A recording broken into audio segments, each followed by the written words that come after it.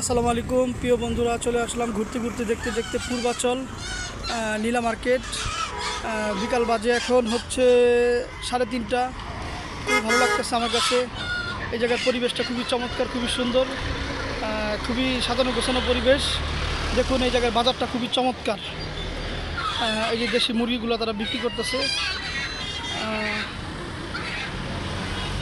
এদিকে মোটামুটি সবই শাকসবজি যা আছে সবই মোটামুটি ভালো ফ্রেশ জিনিস পাওয়া যায়, ভালো জিনিস পাওয়া যায়। খুবই ভালো লাগে আমার কাছে এই সমস্ত জায়গাগুলো ঘুরতে।